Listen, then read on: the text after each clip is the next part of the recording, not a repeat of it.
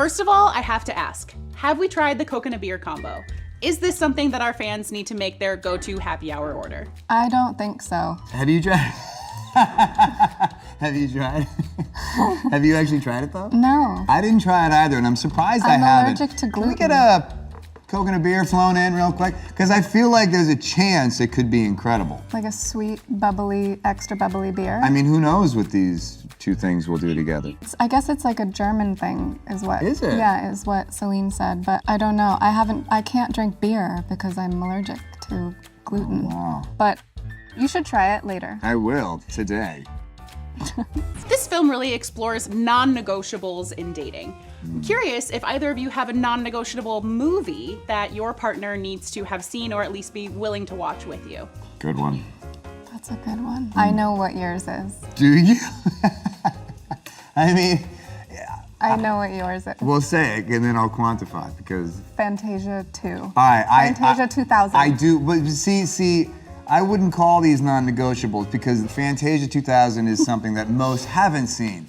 I also feel this way about Legends of the Fall. Not everyone's seen it. So I get very excited about sharing it with someone. The non-negotiable would be that if after they've seen it, they hate it, well then we can just part ways. I don't have non-negotiable. I don't like that. That's too much. Too intense. Yeah, that's too hardcore. Yeah. I don't really care if we don't like the same movies. Wow, adaptable. But I guess I'd like to watch The Dreamers. The Dreamers. I had a horrible experience at that audition. It was early 2000s, and it was the movie everybody wanted. I went and had to audition. I sat in this audition room waiting with like 15 other guys for hours.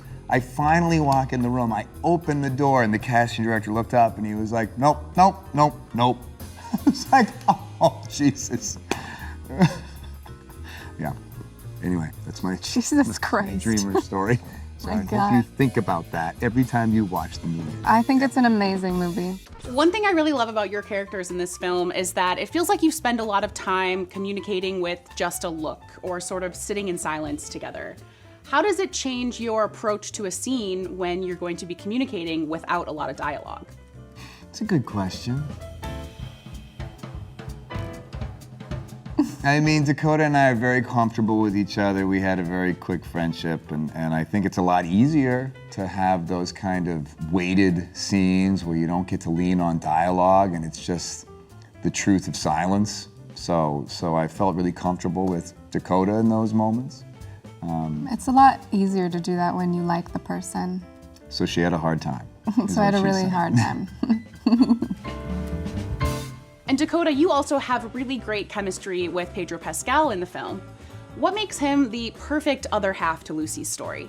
His character is sort of the polar opposite of Chris's character, and it brings this sort of tension and a very intense dilemma for a young woman, a very, very, very young woman.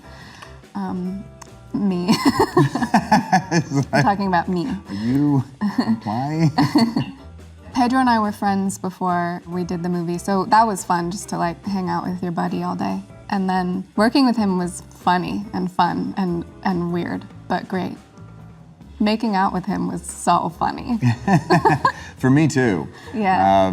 I love Pedro. We didn't know each other prior to this, so when we first You guys had one officially- scene together, right? We had one scene. One scene. Do you even say things to each other? No, we don't actually speak to one another. Oh no, that's not true. After the play, I say something in a very, in a very aggressive Oh manner. Yeah. But he's Oh yeah, no, you have way more than one scene. No, I have one. And then in the bar.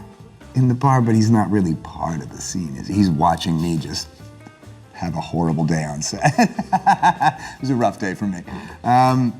Pedro's lovely. Pedro's so wonderful. The best thing about Pedro is that he's very honest with his vulnerabilities. And as actors, I think we're all basket cases at times. And it just, to me, I feel a lot more comfortable around people who are willing to be open and vulnerable about where they're insecure on any given day. And, he's such a candid person and so genuine. It's refreshing. Both of you have done some huge projects over the years, really big franchise films. Which line from one of those past roles do fans quote back to you the most often? That's a good one for you. There's a lot of Marvel stuff in there. I can do this all day. Yeah, I know. But you know what I get a lot? I get a lot of eat from Knives Out. A lot of people tell me to eat. Or maybe I'm just thinking it's them, like, oh, he's a Knives Out fan. They're like, never seen it. They're like, no, dude, Never you're a seen it. douchebag. Definitely eat. We can all eat. I don't really get that. Certainly not my Marvel movie. But they tell Dakota to eat a lot too. So. They quote that to me in a bad way. Yeah, they tell me to eat for that. It wasn't that bad. It wasn't like, I mean, obviously it was bad. Celine Song is such an incredible director. What is the best note that she gave you while you were on set? Celine's notes I found deeply poetic. We became like one brain. So she would come in and be like, can you? And I'd be like, yes. And she'd be like, great. And then we'd move on. And it was really amazing. At IMDb, we really love trivia. Is there any kind of behind the scenes nugget of trivia that we should add to the film's IMDb page? We actually shot the whole film in space. It's the most expensive A24 movie ever.